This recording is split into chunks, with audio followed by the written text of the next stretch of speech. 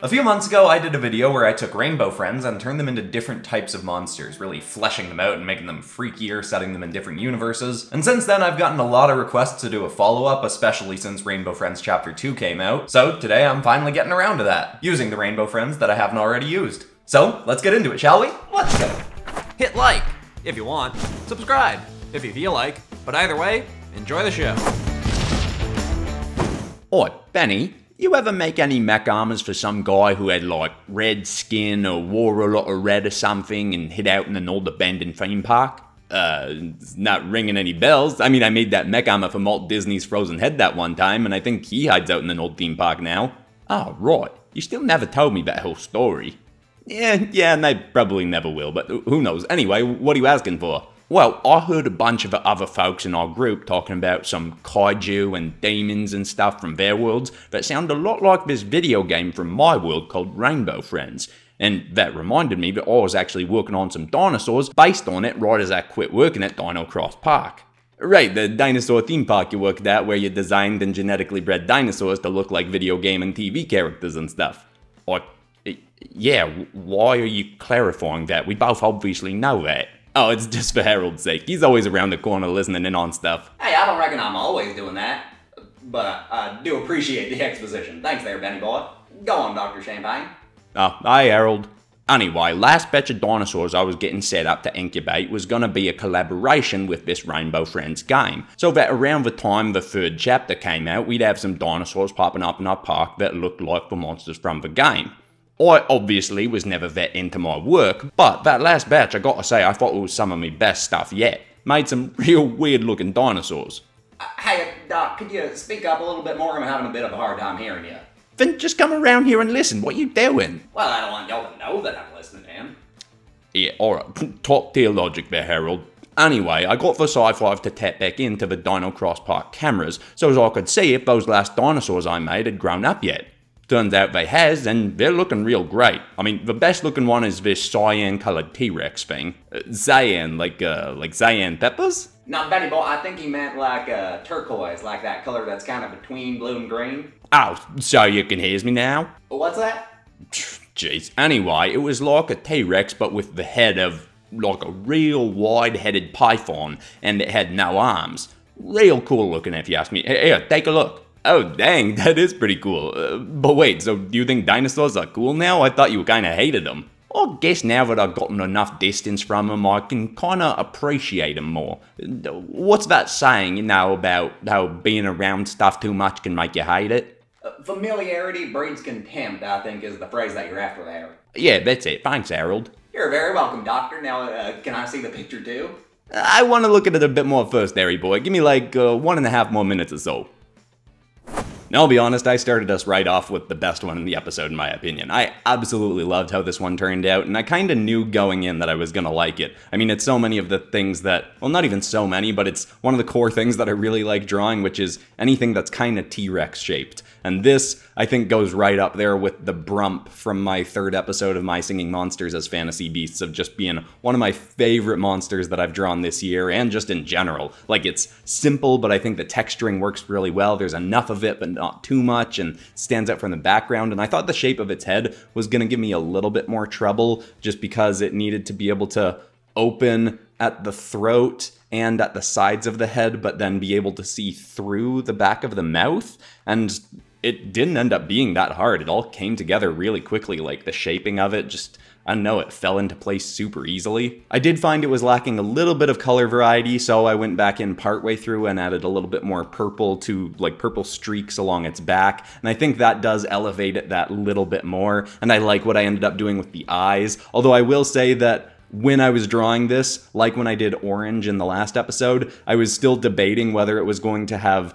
dinosaur lore for it or fantasy beast lore, but because the next drawing we have is a dragon / fantasy beast, I was like, I want to have the variety in there still, so let's just say this is a dinosaur from Champagne McGregor's world. And that kind of spur of the moment banter turned out really well, I think. That's one of my favorite little banter sessions we've had in a while. But anyway, I hope you all like the finished art as much as I do, and let's take a look.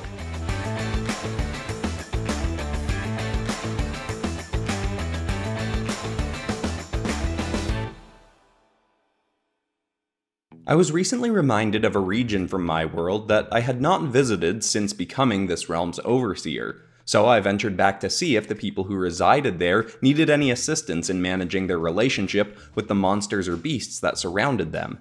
This territory is known as the Odd Wilds Mountain Pass, and many of the villages surrounding it now have traditions involving the pass. They'll send their guards in training through it as a rite of passage, and those who survive the venture are granted positions as village protectors. I still thought it best to inquire if the creatures of the pass had been causing any added trouble as of late, or if the surrounding villages wanted any assistance in attempting to protect their people from the creatures. The villagers claimed no such desire, and in fact revel in having the Odd Wilds beasts as a staple of their territory. While in the region, I decided to go through the motion of venturing through the pass myself, though I admit it felt somewhat like cheating, knowing I had the ability to summon a beast to protect myself, or even create a portal to escape if need be. The journey was more treacherous than I anticipated, and it made me further respect the skill set of the guards who make their way through, though I did pass by withered and tattered skeletons on multiple occasions, showing ample evidence that not all do make it out alive. The only creature that truly caused me to consider transporting myself to freedom was the Amber Dagger Clutch. It is a dragon of vibrant yellow color that revealed itself as I was reaching the end of a cavern. It descended on me like lightning and clutched me tightly in one of its 4 wings. It then carried me farther into a clearing, placed me in the grip of its talons instead, then flew up into the air. Luckily, a guard who had made it through this pass had warned me of this creature in advance, and stated that it was very likely I'd be caught by it at some point. But that to escape it, I merely needed to injure its foot while it carried me over a river of the mountain pass, so I could escape while surviving the fall. If I did not free myself at that time, I'd likely be taken to the creature's nest and be devoured. I of course had no intention of becoming a meal, so I did as suggested. I was just barely able to wiggle one arm free from its grip in time to draw a dagger from my boot and stab it into the toe of the creature. It shrieked and released me, allowing me to drop 30 feet into the slow-moving river. It of course came after me again, but I got out of the waters and ducked into a thick of trees and waited the creature out. Eventually it did grow bored and moved along. I was thereafter able to finish my trek through the mountains, and was admittedly proud that I'd done so without the use of any abilities I possess that the stoic guards from the surrounding villages do not. I may even suggest the trek to some of my otherworldly allies, and see if they'd like to test their might in the pass.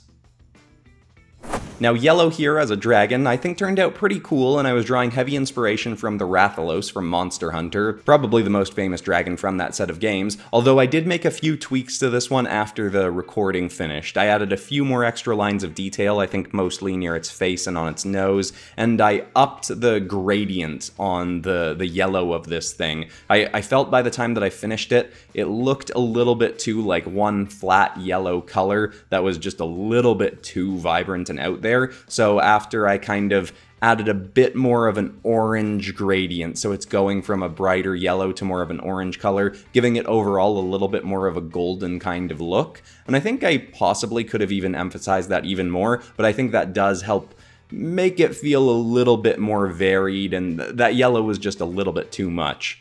The other thing I thought about a bunch going into this one was what I was going to do with the propeller that Yellow has on its back. I had considered doing this one as a kaiju, and if I had gone that route, I probably would have kept something like the propeller, because maybe this is just me, but I personally think of kaiju designs like you know, Godzilla monster designs to have a little bit more weird stuff or weird routes to go. I guess also thinking heavily about Pacific Rim kind of designs, but in terms of a dragon, I felt like a propeller on this thing's back was just a little bit too weird to fit into the world of my fantasy beasts and dragons and stuff. So I said, okay, you know what, let's try having another set of wings on its back that color-wise are more similar to the propeller and are a little bit more withered and deteriorated. I didn't really write anything into the lore to justify that, but I do think that was a cool way to go, and I'm pretty happy with this. Kinda looks like a yellow Lugia Rathalos with weird breaking down bat wings or something. Anyway, hope you all like the result. Let's take a look.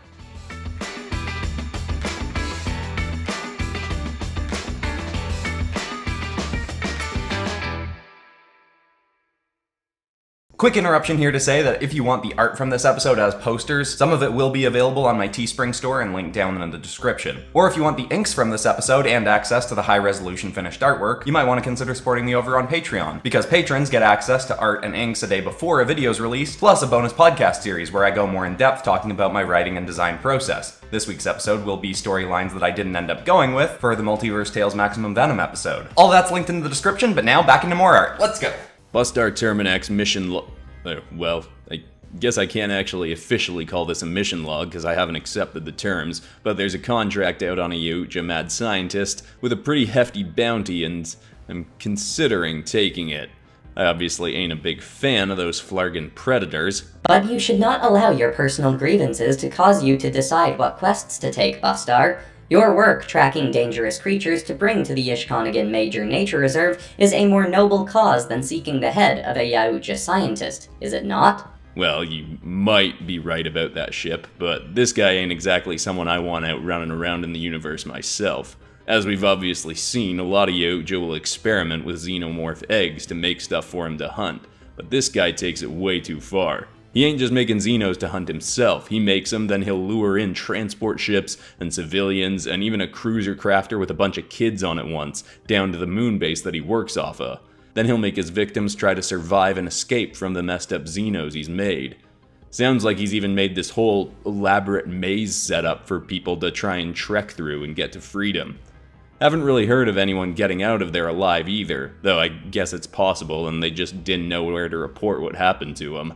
A set of scans from someone who tried and failed to hunt him down showed that he already had 6 Xenos with different skill sets all lurking around that moon waiting for his next victims. And who knows how many more he's gonna make or who he's gonna trap next. Well, consider my stance changed. Perhaps this is someone you should go after, though I do not recommend doing so from a place of vengeance against the Yuatja that you feel betrayed by for excommunicating you since you stopped killing the creatures that you hunt. Yeah, I'm still considering taking the job, but the Ishkonians still got a bunch of other contracts for me to take on to hunt down and track some other aliens. Might let this one sit for a bit and see. Odds are with a bounty as big as the one on this guy, there's probably already a few hunters going after him.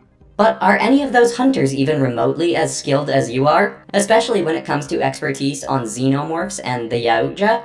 That's not a bad point, and, thanks for saying that, Ship. Of course, Bustar. I am here to assist you in any way that I can. I guess I'll sleep on it and decide. Who knows, by the time I wake up, maybe somebody else will already have gotten him anyway. Now, right up until the last second I started doing this drawing, it was going to be read as a Xenomorph, because I've been loving drawing Xenomorphs lately. My series with Bustar Terminax and Ship as our narrators have been very fun. I'm really liking the character, and doing a Xenomorph I thought was going to be really, really cool, but as I was just getting down to start the drawing, I was thinking about the lore and I was like, it makes so much more sense from the lore I've established in my world and thinking about Xenomorphs and Predators for this to be some kind of mad predator scientist that makes Xenomorphs and has his own Rainbow Friends style theme park, moon base, whatever, where he'll lure people in to test out his Xenomorph experiments. I was like, oh, that fits so much better. And I knew that was gonna mean probably a less dynamic pose, and I do think this could have looked cooler in a more dynamic pose, but would have also been less fitting to the character of Red. So I ended up going with a kind of bland pose, and I guess this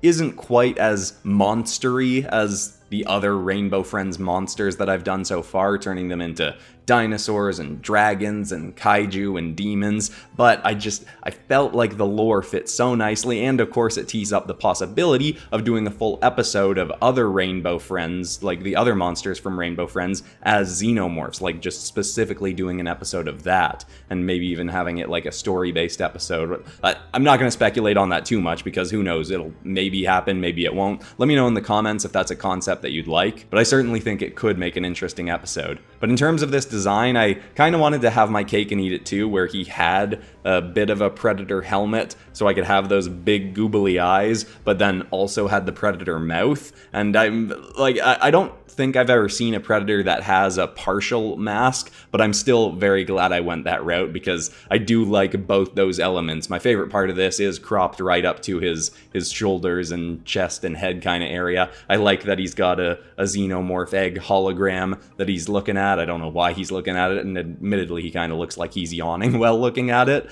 but just overall, even if the pose is a little bit bland, and I think visually a red Xenomorph could have looked cooler, concept-wise I think this works way better, and I'm fairly happy with how the drawing turned out, even if it's a little bit less on the monster side than some of the other stuff I drew in this series. I hope you all like the result, and let's take a look.